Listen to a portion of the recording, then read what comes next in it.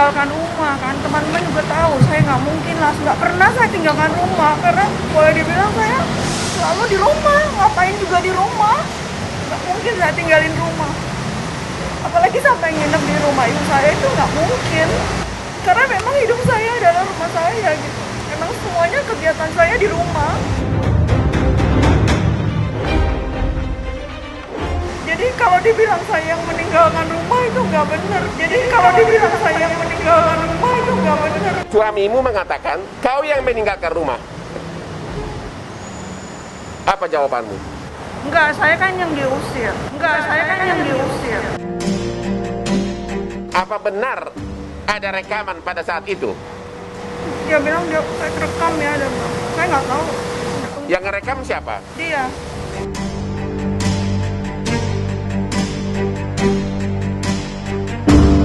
Kan jadi polemik kan, karena kan dari menurut Pak Hotma, beliau meninggalkan rumah, ibu meninggalkan rumah dengan membawa barang-barang, kan itu perlu penjelasan gitu.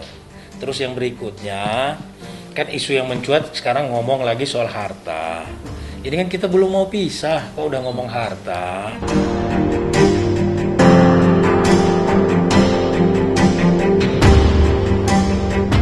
Ada berapa puluh tahun? 20 tahun. 20 tahun tidak pernah ada pembatas di situ. Waktu rumah itu dibangun, kalian suami istri tinggal di mana? Sini rumah ibu saya. Di sini rumah ibu kamu. Suami kamu juga tinggal di sini. Berapa lama? 1,5 tahun sampai rumah jadi. Ini dulu nggak ada pagar seng ya. Ini menyatu. Jadi itu berapa hari sesudah kamu pergi pagar itu dibuat? Pagar seng. 5 hari. Pernah nggak suami nyebrang dari situ ke sini untuk jemput kamu selama 2 bulan ini? Tidak pernah. Lu penjaga depan rumah itu hanya 2 satpam. Pada saat ibu datang ada berapa orang?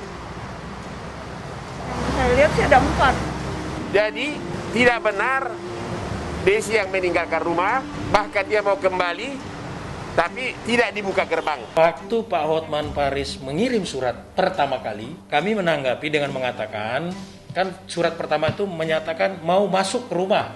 Kita balas suratnya Pak Hotman Paris, tolong ditunda dulu, ini sedang ada pembicaraan. Tapi rupanya surat kita tidak digubris, terjadilah kemarin aksi ketok-ketok pintu rumah itu. Padahal itu sudah ada surat dari kita, gitu. Karena kita tidak mau ini malah dijadiin drama. Kan kebetulan rumah cuma bersebelahan kan, dipindah-pindahkan. Jangan dipindah-pindahkan dulu lah, udah batasin dulu, kita bicara. Mencegah jangan sampai nanti, kan itu bisa berpotensi hukum dong, pidana juga kan, gitu loh. Janganlah, kita kan pengen ini semua selesaikan baik-baik secara internal sebenarnya. Biasanya orang kalau suami istri berantem lama-lama dulu baru biasanya, kau pergi. Tapi ini nggak ada. Malah dia dipanggil kan, dipanggil ya.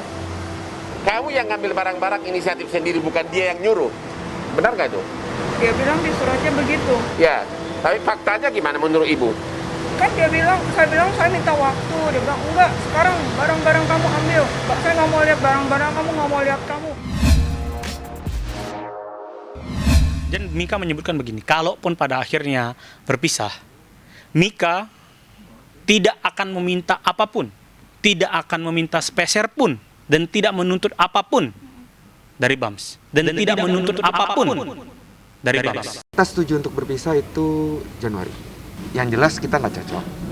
Kalau nggak ya, tidak ada ketidakcocokan ya setahun belakangan ini, dan yang memutuskan kita, membuat kita berpisah. Gitu. Cuman kalau apanya karena memang kita dalam rangka jalan damai nih, ya saya juga nggak mau merusak itu. Karena memang terjadi perselisihan yang memang tidak bisa diselesaikan dan memang kita merasa sudah tidak cocok, ya udah. Belum lagi malah karena kita mau masuk pengadilan dengan damai, jadi satu pengacara malah. Jadi Mika sudah keluar dari rumah sejak Januari. Dia memang ingin mengajak Bams untuk hidup mandiri juga. Tapi ya Bams memilih ya tidak ikut, sehingga ya Mika yang keluar dari rumah. Baik aja saya nggak bisa ngomong mas, gitu. Jadi nggak perlu. Yang jelas kita nggak cocok. Kalau nggak ya, tidak ada ketidakcocokan ya setahun belakangan ini, dan yang membuat kita berpisah. gitu. Cuman kalau apanya karena memang kita dalam rangka jalan damai nih, ya saya juga nggak mau merusak.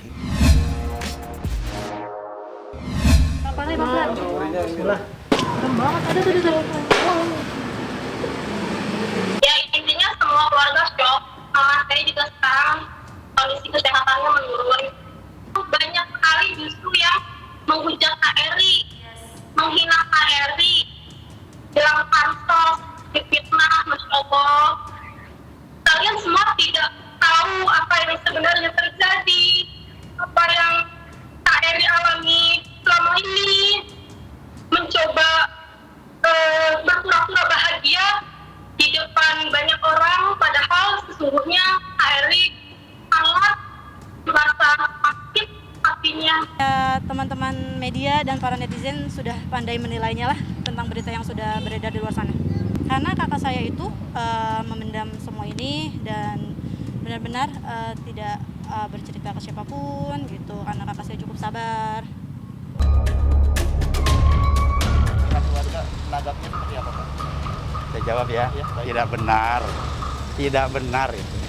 Saya kan tahu betul, Umi itu anak saya, itu tidak benar. Itu sebenarnya bohong, nggak ada lah, saya nggak tahu ya. Sebab dia ceria-ceria biasa aja, jadi nggak ada yang aneh lah, nggak ada yang aneh. Saya sudah anjurkan dari sana dulu, klarifikasi. Kita juga mau doanya secepatnya lah. Supaya ini orang tua siapa sih yang nggak mau cepat-cepat ini selesai reda, kemudian berangsur hilang, kemudian kita kumpul kembali dengan bersuper hati-hati kan begitu. Alhamdulillah sehat, jadi nggak ada yang mencurigakan lah. Dia enjoy aja. Dia di sini biasa kalau di rumah tuh kayaknya gatel pengennya ngelagu, yang apa namanya banyak tek-tek vokal aja. Dia suka banyak belajar dari kurang dan lebihnya seperti. Kalau dia sih senyum-senyum aja, jadi nggak ada gitu. Sepertinya biasalah kayak gitu, nah kan begitu aja paling jawabannya. Bagi orang tua kepada putrinya ya Umi selalu itu, awas jangan tinggalkan sholat, hindari hal-hal yang kurang pantas, apalagi sampai apa namanya kalau kita lihat di TV yang melawan apa negara seperti ya yang nggak pantas lah dilihatnya itu aja. Kalau masalah itu kan sifatnya pribadi ya. Jadi kalau buat saya biasa-biasa aja. Ya kalau misalnya masalah itu biasa. Mungkin barangkali Allah mau ngangkat derajat itu aja. Ya sekarang jawabannya siapa sih? Ya jangan pun kalangan orang tua, anak-anak aja kan begitu aja. Orang tuh ya cuma mintanya dorongan doa aja buat anak. Mudah-mudahan ini anak sehat selamat di mana aja. Kalau masalah itu kan udah apa namanya, udah jalannya dari Allah sebegitu kan. Saya nggak mengambil metik hikmahnya aja. Mudah-mudahan ini Allah akan lebih mengangkat derajat mereka. Anak saya maksudnya ya. Iya mungkin makin ke depan makin gelombangnya makin hebat kan begitu. Kalau dia bisa melawan dengan sabar, tawakal, insya Allah kan begitu. Tidak ada itikat baik, ya. Karena pada saat statement sebelumnya akan ada pertemuan, akan ada perdamaian. Malah yang ada adalah pelaporan saudara Teddy ke Polda Jabar dengan penggelapan aset. Ya. Kenapa saya bilang tidak ada itikat baik?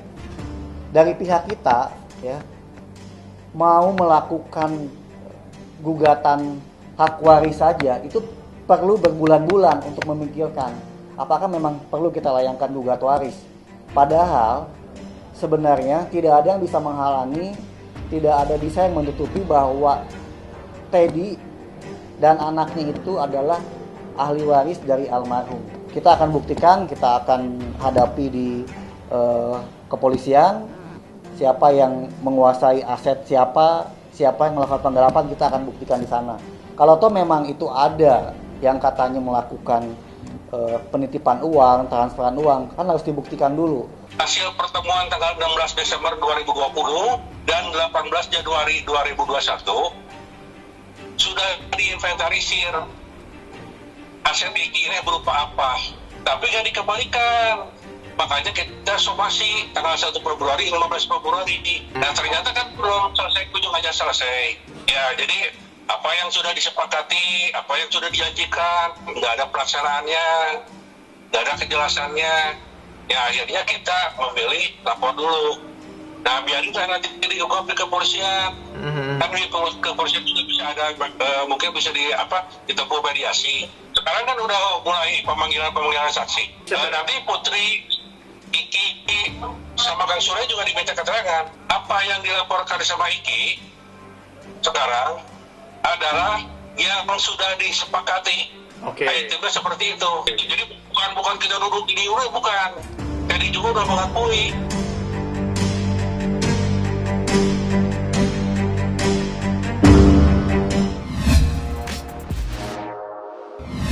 Ya, dengan mengucap alhamdulillahirrahmanirrahim bahwa perkara 1370 atas nama Agim dan Teh Nini resmi dicabut hari ini atas perintah sendiri kan gitu. Itu saya yang tidak bisa memberikan alasan, kami serahkan ke keluarga ini ya. Jadi saya juga tidak diberi wewenang untuk menjelaskan itu. Jadi sidang hari ini adalah sidang yang kedua ya. Dan tadi yang hadir adalah kuasa dari pihak Pak Agim, sedangkan dari pihak termohon Teh Nini tidak hadir tadi. Saya dengar karena sedang berada di luar negeri. Jadi dalam persidangan tadi kuasanya menyampaikan surat pencabutan perkara. Ya, ada suratnya ditandatangani langsung sama beliau. Kalau saya baca di surat pencabutan tidak ada sih. Hanya menyatakan mencabut perkara permohonan cerainya yang sudah diajukan ke Pengadilan Agama Bandung nomor 1370 ya. PDTG 2021 Bandung. Alhamdulillah bersyukur Allah Subhanahu wa taala hari ini dicabut perkaranya dan dikabulkan oleh hakim. Kami dari keluarga ini merupakan keputusan yang terbaik. Kami hanya bisa mendoakan, meminta doa kepada semuanya. Insya Allah semuanya akan baik-baik dan Allah memberikan yang terbaik untuk kita. Untuk alasan saya kira tidak panjang lebar dan itu ranah keluarga.